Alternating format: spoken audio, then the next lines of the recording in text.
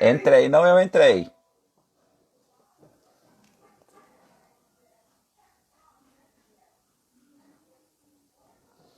Olá, tô aqui. Cadê o Wesley? Deixa o Wesley chegar. Deixa o Colégio Apogeu chegar aqui.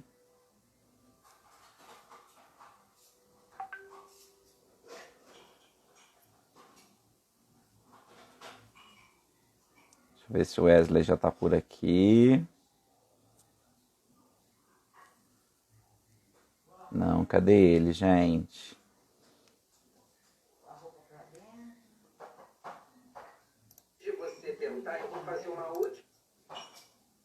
Cadê o Wesley, gente? Cadê o Colégio Apogeu?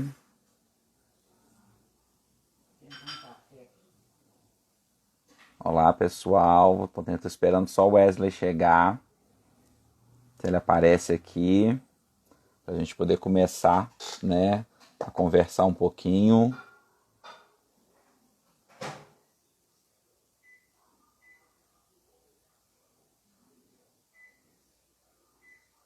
Gente, cadê o...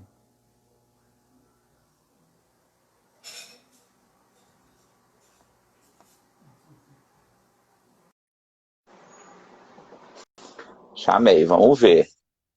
Vocês estão bem, gente?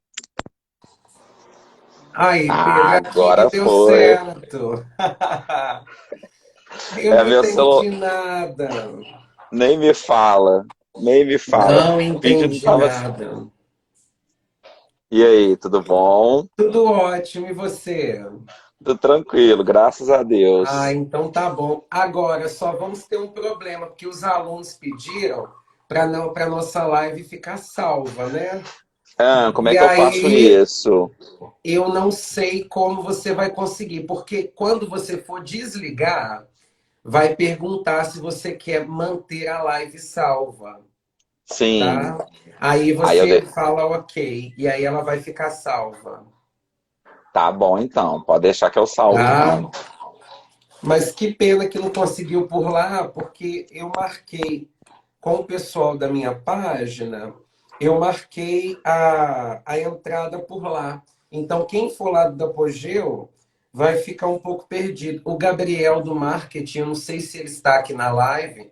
Se puder, tenta colocar algum post lá no Instagram dizendo que a live está acontecendo aqui na página do professor Pedro, porque aí se os alunos procurarem, né, vai a conseguir.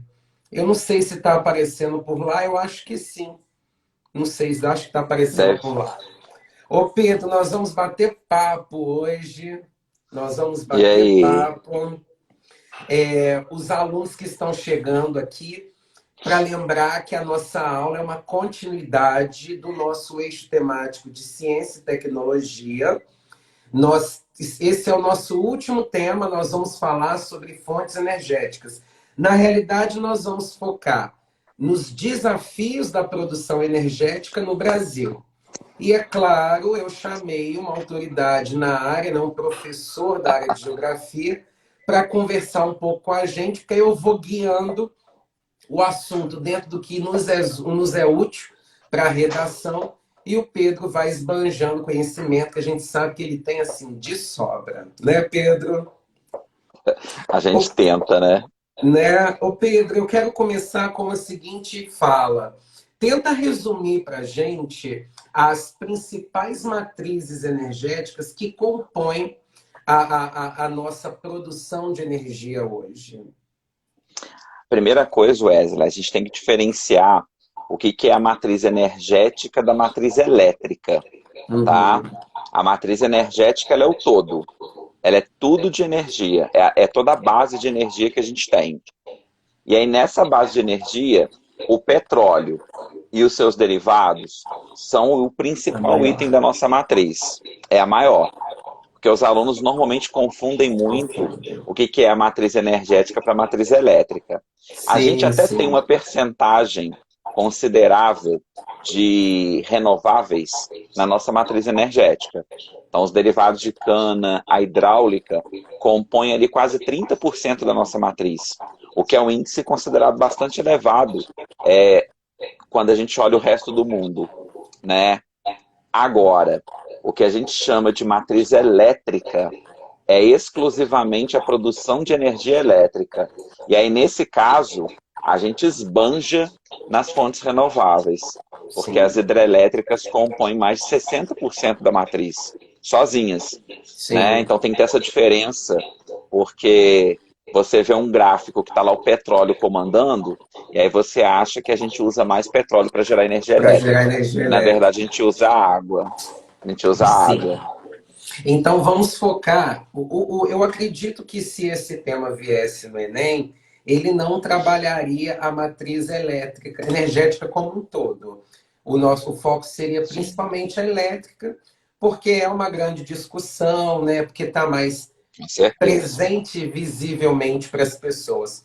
Quando a gente pega a matriz elétrica brasileira, você tem mais da metade sendo a hidrelétrica, que é uma energia abundante no Brasil, até por conta da nossa vocação geográfica, né?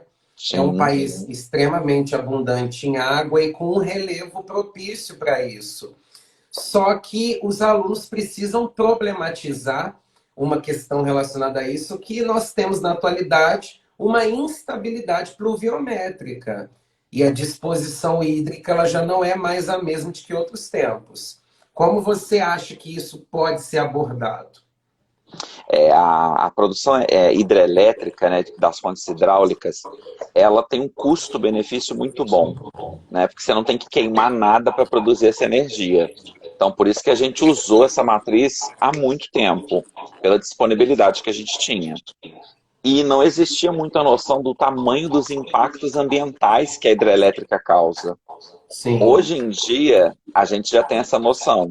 Então, quando você pensa na hidráulica, né, na energia hidrelétrica, a gente vai lembrar ela ocupa grandes áreas, né? A gente tem um histórico de construção de grandes usinas hidrelétricas. Você tem que desmatar para poder fazer isso. Isso gera gases do efeito estufa no processo do desmatamento. Você tem a questão hoje da questão do próprio clima. Você citou a questão da instabilidade climática. O triênio 99, 2000, 2001 foi um triênio com laninha. Então choveu pouco na matriz brasileira. A gente teve que fazer racionamento de energia em eu 2001 lembro disso. por conta Governo disso. FHC. Foi. E assim, foi uma combinação de fatores. A questão climática, né? 2 anos de El Ninho, 3 de Laninha consecutivos, mas a falta de planejamento. Que os alunos têm que lembrar isso na hora de escrever numa argumentação, que o setor energético precisa de ter um planejamento de pelo menos 10 anos à Sim. frente. Por isso E que na aí, questão hidráulica, como é que você vai contar com o clima se você não sabe como é que o clima vai estar daqui a 10 anos? E e ainda essa mais com taxa de... todas essas alterações, né? Sim, o fato da gente ter 60% dela hidráulica é bom porque é renovável. Esse é o ponto positivo, talvez o grande ponto positivo. Mas é muito ruim quando você depende demais de uma única fonte. Sim. E aí, Depender de uma que é o problema. resumindo para vocês, gente, é um argumento que vocês podem trabalhar, essa dependência histórica do Brasil exclusivamente não, majoritariamente de uma fonte energética. E aí eu acho que É, vocês podem fazer uma alusão, principalmente ao período da ditadura militar, que é o momento que nos remete a construções de usinas hidrelétricas, né? Naquele momento das chamadas construções das usinas faraônicas, que é uma tentativa de mostrar o desenvolvimento do Brasil. E o Brasil meio que se acomodou, né, Pedro? Percebeu que estava podendo usufruir da energia elétrica proveniente da água, porque nós somos abundantes de água em relação ao resto do mundo, do percentual de água distribuída no mundo, e não se planejou da forma como deveria. O Brasil a deu gente estalo para outras agora. a gente até teve um boom na década de 70 na questão do pró-álcool, né, para poder desenvolver a questão do etanol e da cana. que foi um olhar diferenciado, mas é por conta da crise do petróleo, da década Sim. de 70. Né? O primeiro choque em 73 deu uma porrada no mercado de petróleo e mostrou que depender de combustível fóssil não rolava. Não. Então veio pro álcool. Mas as renováveis mesmo, especialmente o uso mais intensivo da biomassa, da solar e da eólica, isso é coisa dos anos 2000 para cá. Que Uhum. aí a tecnologia se tornou mais acessível, a produção em larga escala dos materiais barateou o processo, então isso acabou atraindo, né, esse olhar mais atento para as energias renováveis. Isso. E, É, e, a- em- e 2001, rapidinho, e 2001 meio que foi o choque de realidade dessa dependência da hidrelétrica. Foi a grande porrada que a gente levou. foi sim.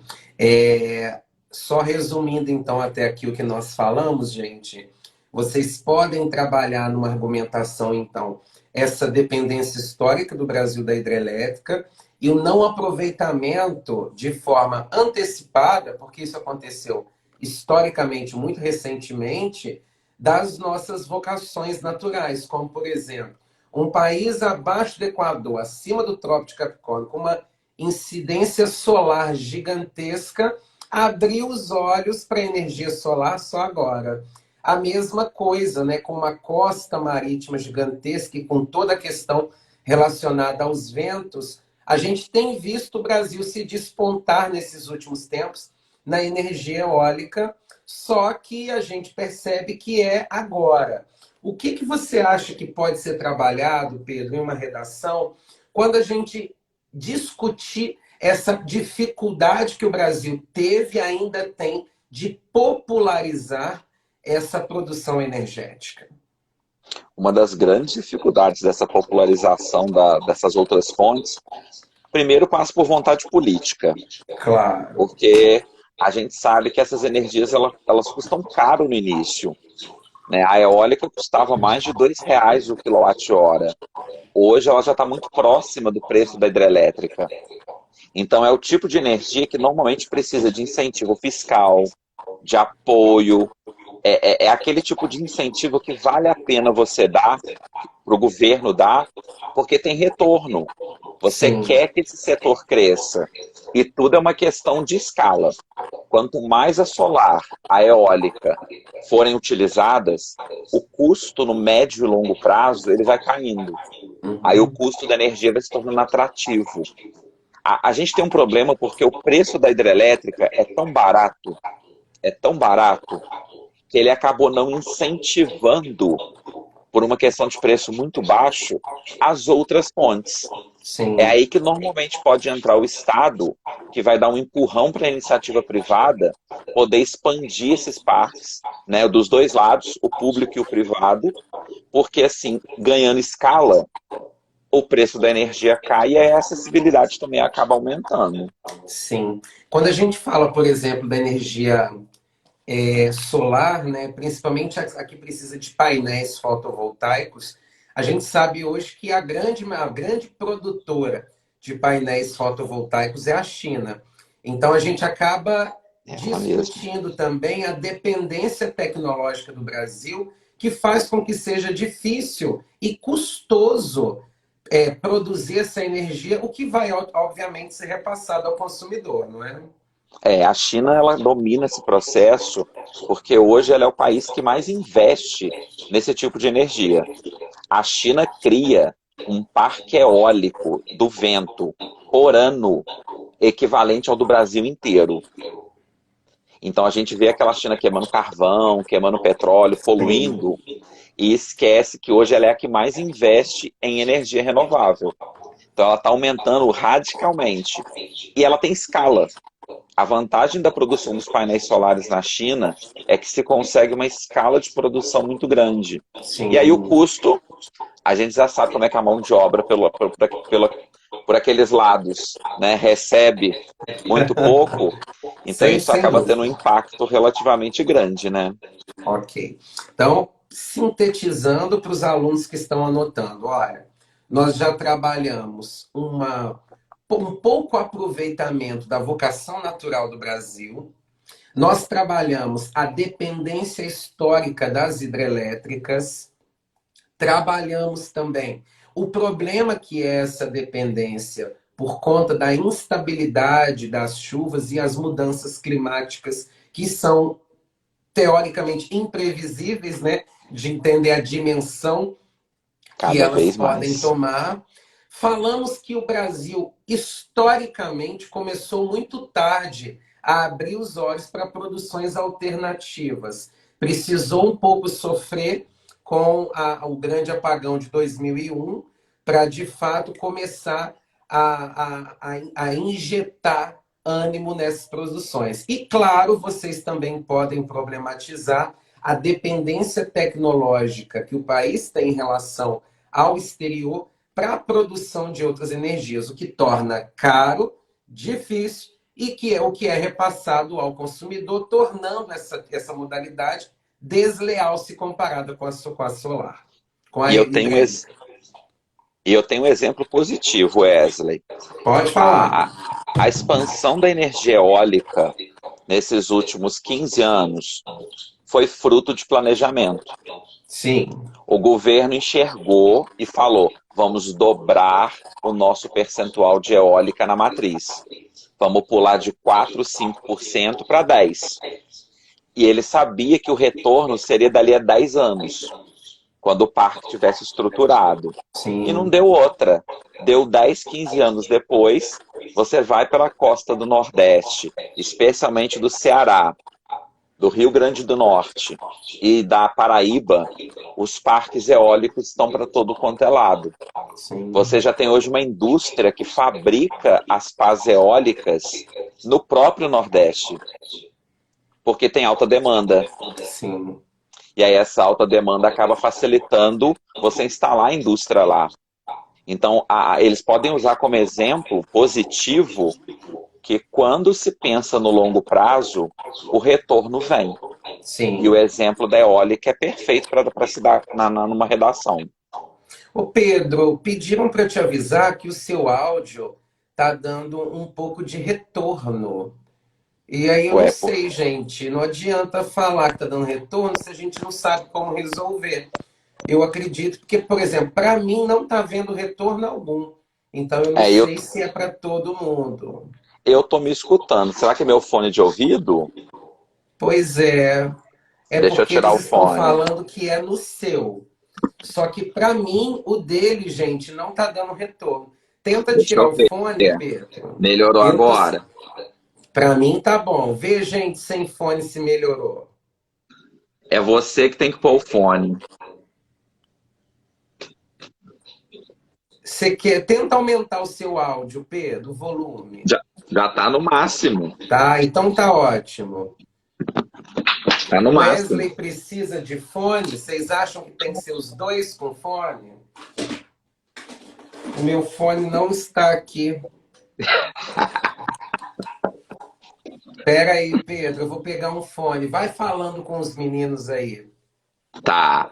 Então, assim, gente, a gente tem uma série de questões, né, nesse campo da energia, né?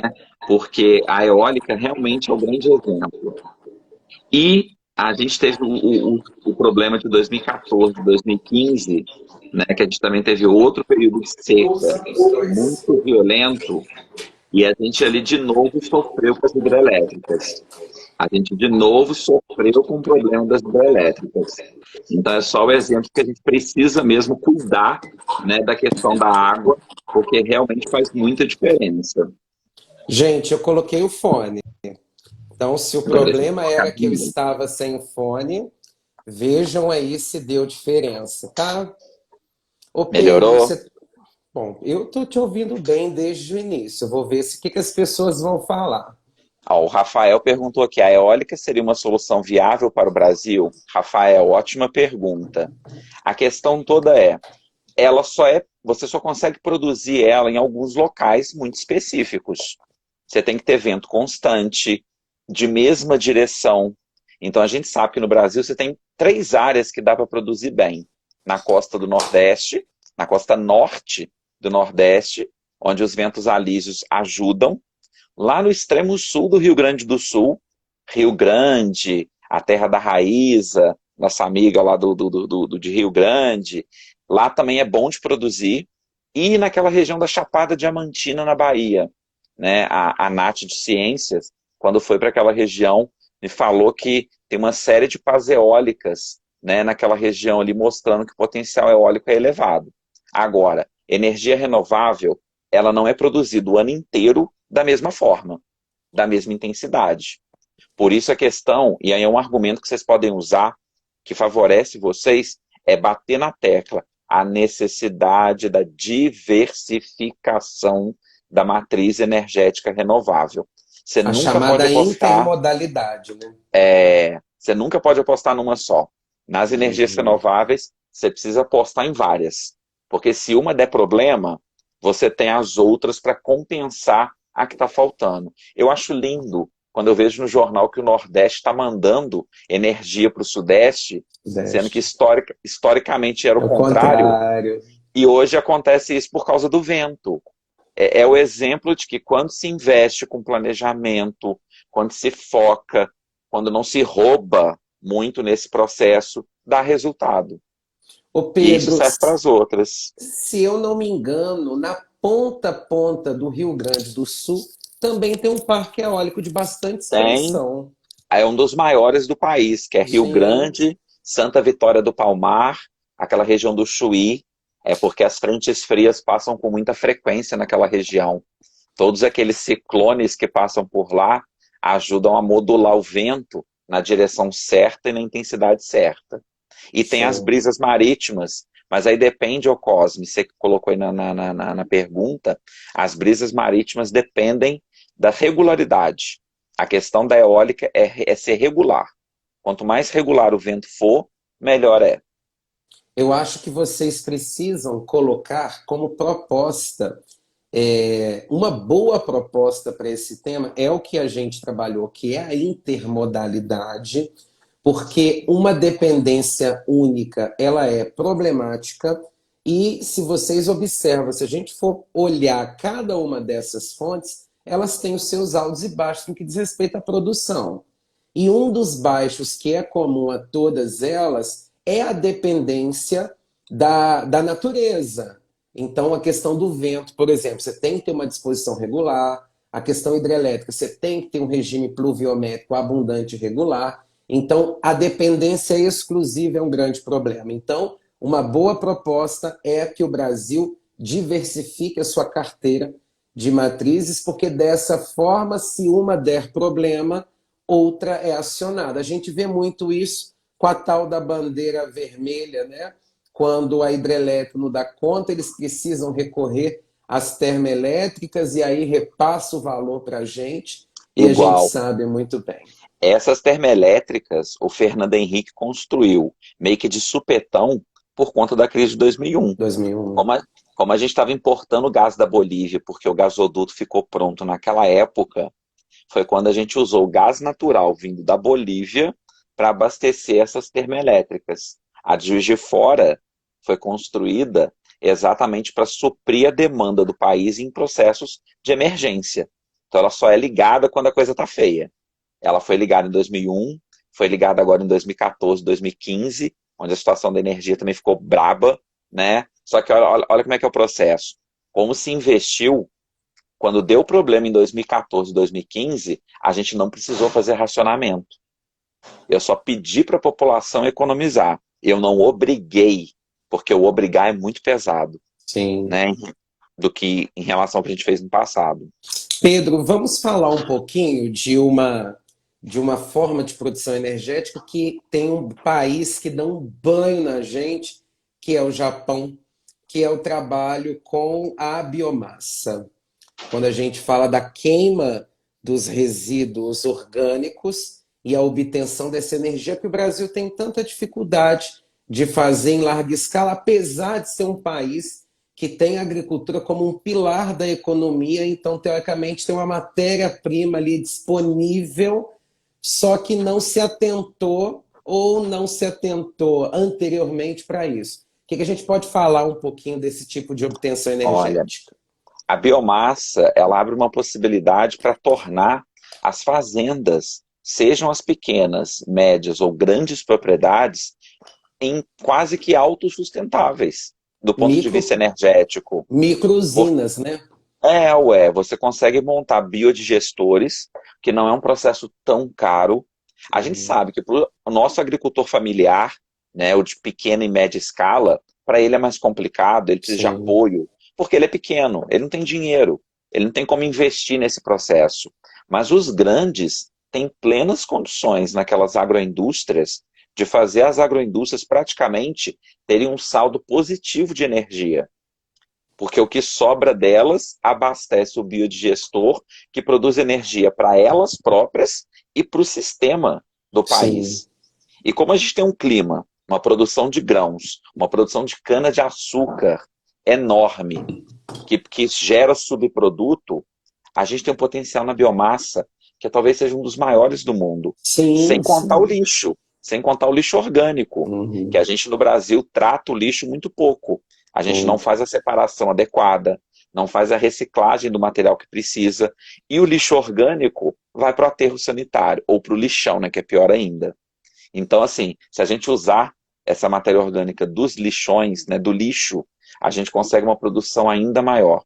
Mas aí é aquela história, tem que ter foco, planejamento, tem que ter uma política pública muito bem direcionada para que os pequenos tenham acesso, né, mais facilitado, e para que os grandes também expandam essa produção de biomassa, porque a condição climática e a condição de solo é excelente no Brasil. Sim.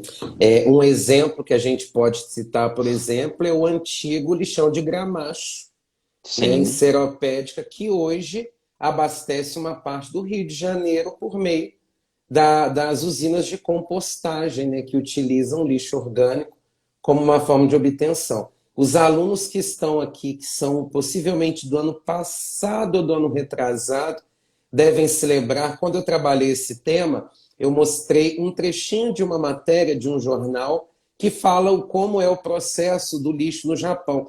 E o Japão é um bom exemplo que vocês podem, inclusive, colocar num detalhamento de proposta, porque eles levam lixo muito a sério. Primeiro, levam, porque a separação já começa em casa, com uma população que é educada para isso. com Segundo, certeza. porque já há caminhões específicos para o lixo seco e caminhões específicos para o lixo úmido. Há uma central, que é a de reciclagem para o lixo seco, e uma usina de compostagem para o lixo úmido. E o bizarro é que na matéria dizia que o Japão reaproveita das energias geradas pela usina de compostagem. Eles alimentam espaços de lazer para idosos com piscina de hidromassagem aquecida, e do que sobra da incineração, eles transformam em asfalto. Entende? Isso para mim é puramente Lavoisier. Nada se perde, nada se cria, tudo se transforma. E o que é muito lamentável, a gente vê que, como a gente citou, com essa produção agrícola gigantesca que nós temos, a gente vê toda essa matéria-prima que poderia gerar energia virar adubo, o que também é importante para especificamente para esse setor, mas que muitas vezes se perde pelo excesso que poderia gerar benefícios para a gente. Agora, só pegando um recorte que você falou, entrando mais na questão político-econômica, os governos têm muita dificuldade ou barreiras para incentivar os pequenos produtores, não é, Pedro? A Tem, gente assim, vê. os Pode falar. governos, eles ficam amarrados porque a gente precisa da produção em larga escala do agronegócio, porque ela traz dinheiro de exportação, então ela traz dólares para o país, então o governo não pode fechar o olho e falar que não precisa, porque precisa, né? Ao mesmo tempo, a gente precisa da produção da agricultura familiar, dos pequenos e médios, porque é onde a comida que chega na nossa casa vem deles. E Sim, eles não têm o apoio adequado, o que seria o ideal, né, para eles poderem se desenvolver. Então, a maior carência que a nossa agricultura familiar tem hoje, Wesley, está relacionada exatamente com a falta de investimento, com a dificuldade de assimilar tecnologia. Eu trabalhei na faculdade com agricultura familiar e pecuária leiteira. Então, as mais de 60 propriedades que eu visitei na Zona da Mata, para ver o trabalho com leite de forma mais específica, foi exatamente qual que era a grande dificuldade: tecnologia. Eles eram pequenos, não tinham apoio, não tinham assistência adequada em colocar tecnologia na produção. Porque com uma política adequada de investimento, de apoio técnico, eu posso colocar um biodigestor em cada fazenda dessa. Sim. Não precisa ser uma coisa grande, pode ser uma coisa pequena. Se eu conseguir fazer com que aquela fazenda gere energia para ela própria, é uma pressão do sistema menor. Sim. E quanto menos pressão o sistema tiver, melhor é, ué. Eu me lembro de um programa do governo federal, ainda na era do lulismo, aquele programa Luz para Todos, não sei se você se lembra, a gente Lembro. fica, apesar de ser um programa importante, dado algumas realidades do Brasil, a gente fica muito revoltado de viver num país com uma diversidade natural tão gigantesca e você ter pessoas que não têm acesso à energia elétrica. É Sim. assim, inconcebível no século XXI, com a questão tecnológica a todo vapor, nós ainda termos brasileiros, como nós ainda temos, que não dispõem de energia elétrica, a galera ainda lá na lâmpada de querosene para iluminar. Olha a qualidade de vida, olha toda uma questão até socioeconômica de perpetuação que envolve a exclusão desses indivíduos, né, Pedro? Não, eu acrescentaria ainda mais a questão que envolve. Você tem um poder de lobby das empresas do petróleo, elas vêm arrastando ao longo do tempo a entrada dessas energias renováveis, dificultando a entrada dessas energias. Esse é um dado muito marcante, porque enquanto o petróleo for barato, for acessível, e em termos de custo, e aí o capitalista vai colocar na balança, custo-benefício. Por isso que quando eu falei dos incentivos para as renováveis, o incentivo entra aqui para tornar aquela renovável o que é? Mais barata. Porque assim vale a pena investir nela. Porque enquanto o petróleo ficar mais barato, você não vai investir na renovável. Você vai continuar Sim. usando petróleo. Porque o custo aqui é mais alto. E a gente tem uma questão onde tem o solo bom, clima bom, consigo produzir essa biomassa em larga escala, tem o sol que é de graça, por enquanto o sol ainda não paga imposto, né? O sol vai acabar Não só dá daqui a essa ideia, não, hein?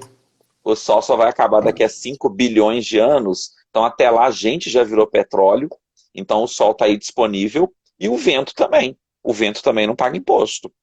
Então, de certa forma, a gente ainda tem a das ondas, que poderia ser mais explorada no Maré litoral brasileiro, motriz. a maré motriz. A geotérmica não, porque graças a Deus a gente não está na borda de placa tectônica, porque é o calor que vem do magma.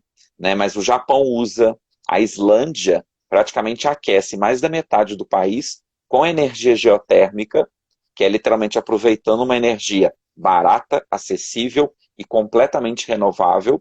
Então, assim, há várias fontes.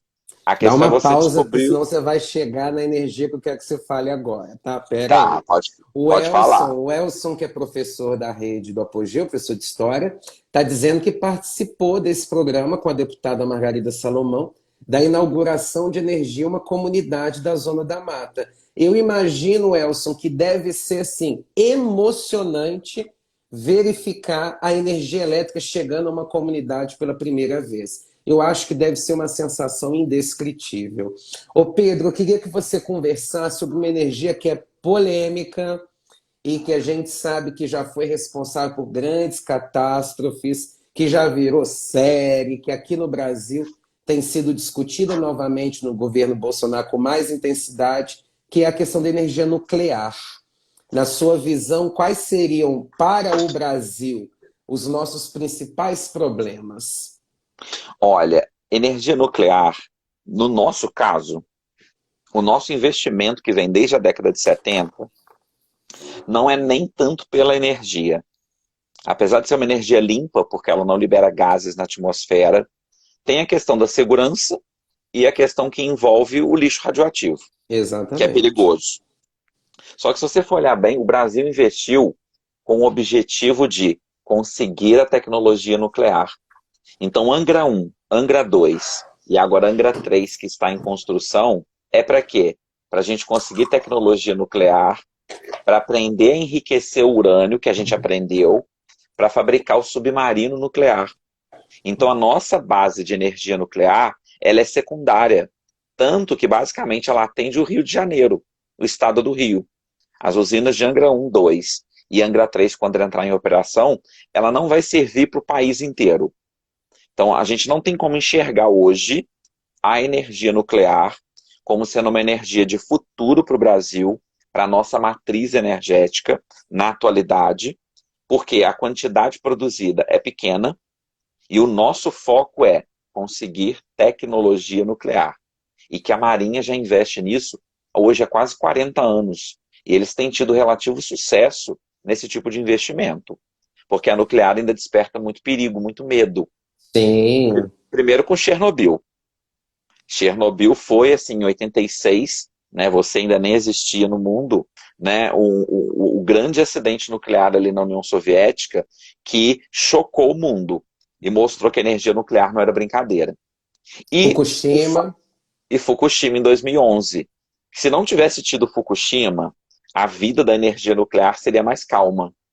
Só que É. Fukushima 2011 é ontem, né, vai fazer 10 anos agora, ano que vem, né, em março, mas Fukushima te lembrou que mesmo com toda a tecnologia, segurança, ainda tem acidente, eu ainda E tenho tem a perigo. falha humana e tem a irresponsabilidade das Sim, empresas. A gente não está dando conta nem de segurar a barragem com rejeito de mineração, né? Porque as pessoas acabam falando, ah, infelizmente. mas o Brasil é livre de catástrofes naturais, então reservar o lixo radioativo é mais tranquilo. Aí esquece o fator ser humano e esquece o fator responsabilidade das empresas que principalmente num país marcado pela impunidade, como a gente está vendo acontecer com a Vale, a gente percebe que esse tipo de situação pode acontecer. Então eu acho que enquanto a gente puder utilizar o que a gente tem aqui, deixa ela simplesmente lá para a área naval e vão continuar nas nossas aqui bonitinhos, né? Com certeza. Essa é uma opção interessante. Ô Pedro, a gente está quase chegando ao fim. Eu queria que você trabalhasse para a gente no termo de perspectivas, até para os alunos poderem usar como propostas de solução. O que você acredita que seria viável para o Brasil criar ou investir, seja a curto ou principalmente se falando de energia, é mais para médio e longo prazo? O que seria ideal que o Brasil fizesse para aprimorar a nossa eficiência energética na perspectiva de produção? A gente tem que melhorar e continuar expandindo os parques eólicos. São três energias que eu aponto, são aquelas que a gente tem condições de crescer mais rápido e se consolidar no mercado mundial. A eólica, que o investimento já vem sendo feito, então o potencial da eólica é enorme e a gente ainda tem muita coisa para usar. A Petrobras está construindo aqueles cataventos no meio do oceano para pegar a brisa do mar, que é mais constante no meio do oceano, para produzir energia. Então a eólica tem alto potencial. A solar, que está se aumentando cada vez mais o uso. E aí, Wesley, a solar é tanto aqueles parques quanto na sua casa. A solar Exatamente, é o tem que eu ia essa falar. vantagem. A geração da solar é uma geração distribuída. Ela não é uma geração localizada. Então, o foco na solar tem que crescer mais, o custo tem caído, mas você precisa de mais incentivo. Hoje você ainda não tem uma política pública focada na energia solar, como, Para por exemplo, democratizá-la, né? você teve, por exemplo, com a energia eólica. A solar precisa. Imagina que Muito. bonito, Pedro, a gente abrir a janela e ver um painézinho fotovoltaico em cada telhadinho das casas, num país em que você tem essa exposição solar praticamente o ano inteiro dependendo da Ó, região e as tem um, pessoas podendo ser microprodutores, né? tem um dado que é muito marcante que a melhor zona solar da Alemanha, que é a região sul da Alemanha, a região ali da Baviera, né, ela é equivalente à nossa pior, que é exatamente o litoral da região sul, que Sim. é muito nublado. A nossa região aqui é a zona da Mata Mineira, né, a zona da Mata e o leste de Minas. também é uma zona muito nublada do país, e o coração da Amazônia, que tem muitas nuvens. Mesmo a gente tendo muita nuvem, a gente ainda consegue empatar com a melhor região da Alemanha. Ou seja, sol é o que não falta nessa terra tropical que é o Brasil. Eu e E você, a uma. gente ama frio. Todo mundo Uhum. sabe que a gente ama o frio. Mas a gente é um país tropical. A nossa terra é tropical. Então a vantagem da solar é enorme dentro do nosso território. E muito pouco utilizada. Dos grandes nomes da iniciativa privada Energia Solar é a empresa Solari, né, no sul do Brasil, que o fundador dela cujo fundador é um alemão. Ele chegou ao Brasil, ficou encantado com a disposição de sol e, ao mesmo tempo, ele ficou extremamente intrigado porque ele não via a utilização disso. Ele falou: eu venho de um lugar que a gente sofre para ter essa fonte energética, eu chego aqui e vocês não utilizam. Virou, inclusive, Olha, a Solaris e uma das maiores produtoras de energia elétrica do Brasil, de energia solar. solar do Brasil, né? É assim, os europeus têm bons exemplos, né, de geração renovável, né? Eu citaria a energia eólica da Espanha. A Espanha produz uma quantidade grande de energia eólica. A Dinamarca colocou no meio do oceano os cataventos. A Alemanha é uma grande produtora. A Holanda é uma grande produtora. Ela é Então, ali marcada pelos moinhos, né?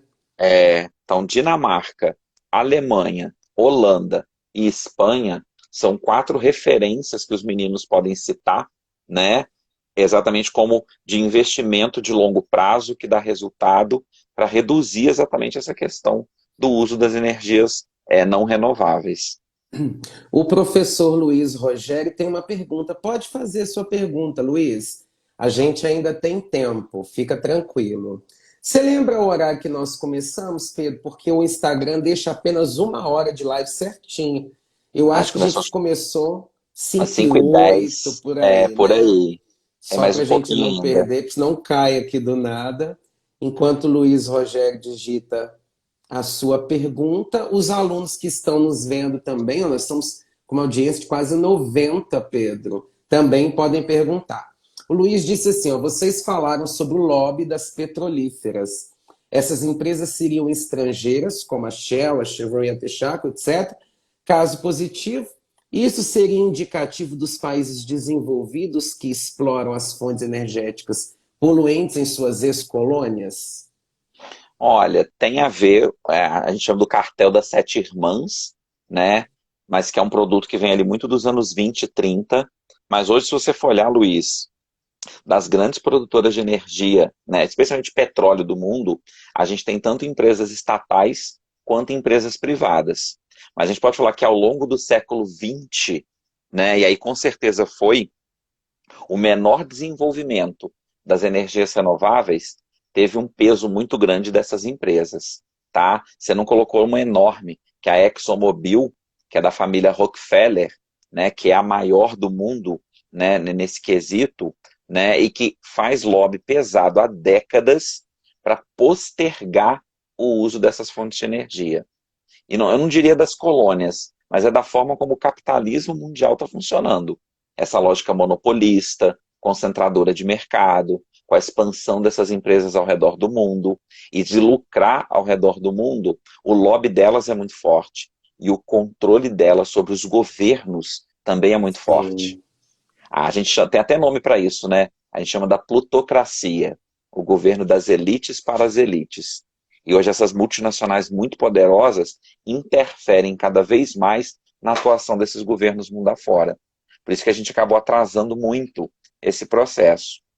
É só mesmo da década de 70 para frente, com o choque do petróleo, por isso que esses meninos usam muito o choque do petróleo como referência, é porque o olhar ambiental ele passou a ser maior exatamente quando teve um choque de preços.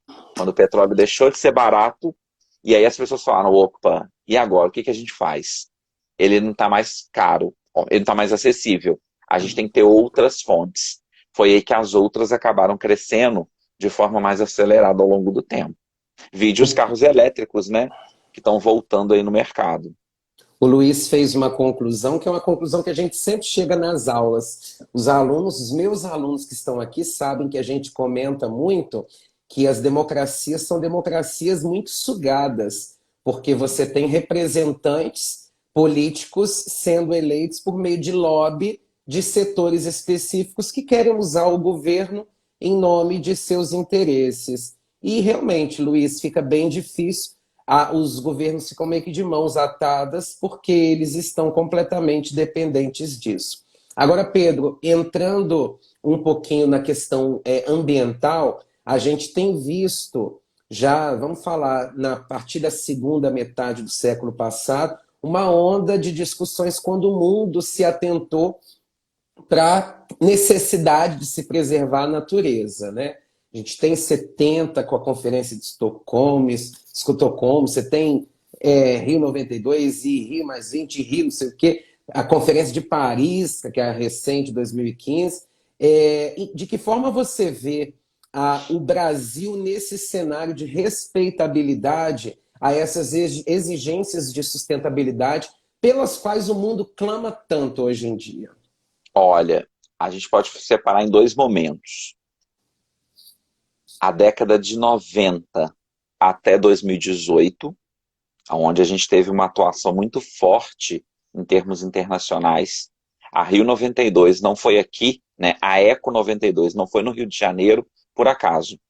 Que o Brasil, mesmo com aquela crise econômica severa do governo Collor, com confisco de poupança, inflação, aquele caos que foi o governo Collor, mesmo assim a gente conseguiu trazer 193 chefes de Estado para cá, porque a gente tinha como exibir a nossa matriz energética renovável. O Brasil, durante a década de 90, os anos 2000, especialmente até 2018, a nossa postura, seja na ONU, seja nos vários órgãos da ONU, na FAO, que cuida da parte de comida, junto com as crianças da Unicef, tudo, a gente sempre foi uma referência no debate ambiental.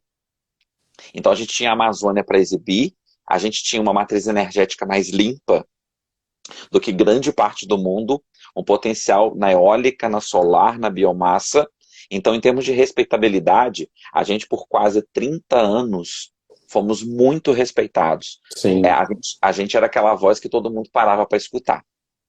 Nos últimos 1 ano e meio, né, o Brasil mudou de postura, acho que isso é visível para todo mundo, né, nos órgãos internacionais, especialmente nas Nações Unidas, e a gente está vendo aí agora na imprensa a informação de que várias empresas multinacionais estão pressionando o governo brasileiro de tirar investimentos por conta da questão amazônica. Deixar de comprar carne.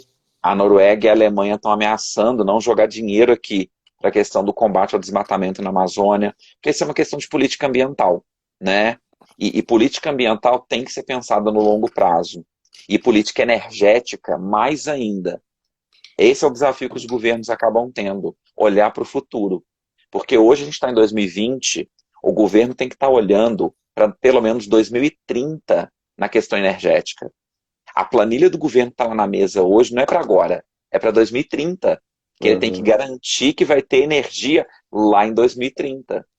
Então, se ele não planejar, a gente não paga agora, a gente paga o preço lá na frente. Então, essa mudança de postura do Brasil pode virar um problema, não hoje. Porque hoje a nossa imagem está destruída. Está muito ruim, infelizmente. Né? O problema é daqui a 10 anos. Sim. Se a gente não conseguir produzir a energia que a gente precisa para a demanda do futuro. Porque eu tenho que pensar no futuro. Energia não dá para ficar focado no hoje. Tem que ser sempre no amanhã. E aí eu falo duas coisas. Primeiro, porque é extremamente desastroso ter um governo que não leve em conta as políticas ambientais no século XXI. Pelo amor de Deus, a gente está em pauta de política ambiental e ainda tende a ver isso como politização, como se fosse algo de um grupo político específico, né? E esse era um dos grandes capitais que nós tínhamos dentro da ONU. Porque a gente tem problemas. A gente é uma nação que tem problema social, tem várias questões de desigualdade para resolver. A gente ainda tem violações de direitos humanos, que vem desde há muito tempo. Sim. Mas qual que é o nosso capital ali na geopolítica? A gente não tem arma. A gente não é uma potência militar. A nossa arma sempre foi diplomática. ter um excelente corpo diplomático, como o Brasil tem historicamente falando, e a questão ambiental. A gente enxergou que a gente seria um país importante para o mundo na questão ambiental. E foi aí que a gente foi atuando nos últimos 30 anos. Jogar isso Exato. fora, depois de 30 anos construindo isso, é um balde de água gelada, não é nem fria, de água gelada de tudo que foi feito, e importante, por diferentes tipos de governo. Não importa a Que, orientação ideológica que esses governos tiveram, né? A gente tinha, desde os militares, mesmo os militares, que eram mais à direita do processo, até os governos de esquerda, centro-direita, centro-esquerda, você vê uma postura no quesito diplomacia e política ambiental bastante focados. uhum. A gente vê também que hoje estão com essa onda de fortalecimento do nacionalismo em detrimento do que se chama de globalismo, né? E Sim, aí, e isso vai na contramão de um mundo que tem sofrido por problemas de forma coletiva.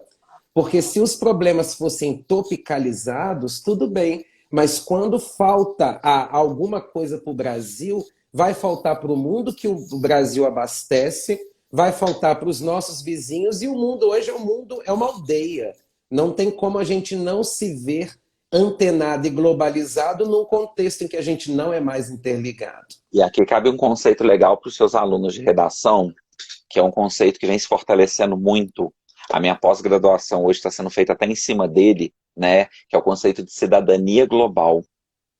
Porque o cidadão global que se espera hoje é exatamente esse cidadão que tem essa consciência ambiental, de que ele Sim, faz parte de um planeta, de que não importa que ele esteja na Europa, na Ásia, na África ou na América, ele tem que lutar pela questão ambiental no mundo inteiro. Porque o sim. planeta é um só. Não adianta eu deixar um destruir e o outro preservar, porque no fim das contas todo mundo vai sair perdendo. Então, esse conceito de cidadania global é interessante para lidar com as questões da atualidade. Né? Essa questão do se preocupar com o todo, de que a gente é parte desse todo. Como dizia Aristóteles, não sou grego nem ateniense, eu sou cidadão do mundo, né? É, com certeza. Aqui, Pedro, foi ótimo o nosso papo. Eu nem vi Adorei. que deu quase uma hora. É, Gente, tá quase fechando. nós somos colegas de trabalho, mas antes disso, nós somos muito amigos. E assim, é sempre um prazer conversar contigo. Você Ah, o tende a prazer é meu. acrescentar. Quando você abre a boca, a gente escuta e sabe que você é o rei da geografia desse lugar. Eu mando A assim gente um tem que fazer a nossa beijo. parte. Eu agradeço muito por sua participação. Eu espero mesmo que todos tenham gostado. Se vocês tiverem alguma pergunta específica, podem ir lá. O Pedro vai deixar a live salva. Podem perguntar, até mesmo na aula, né? O Luiz, você também é ótimo. Nós te amamos, tá bem? Pergunta mesmo na aula, porque o assunto é muito amplo. A gente poderia falar mais coisas, porque quando a gente começou a chegar no pega para capar, que é a política, a gente fez o tempo É hora de ir parou, embora. né? E em momentos como esses que nós estamos vivendo, as pessoas tendem a entender a discussão política como uma discussão de partidária, né? Não, não E é. é muito complicado, porque ainda mais aqui é uma live aberta, as pessoas podem não entender que a gente está criticando uma postura política sem, contudo, adotar uma partidarização. Criticar a atuação política de X e Y não faz com que automaticamente eu defenda o outro lado, né? Isso é Com muito certeza. importante de entender. Agradeço demais, Pedro. Então, fica a teu cargo desligar aí e E salvar a live, salvar. senão os meninos me arrancam a cabeça. A cabeça. Pode deixar. Obrigado, Um obrigado por ter me abraço. chamado, Que viu? isso, você é muito fantástico. Tchau. Falou, tchau, gente. Beijo. Bate.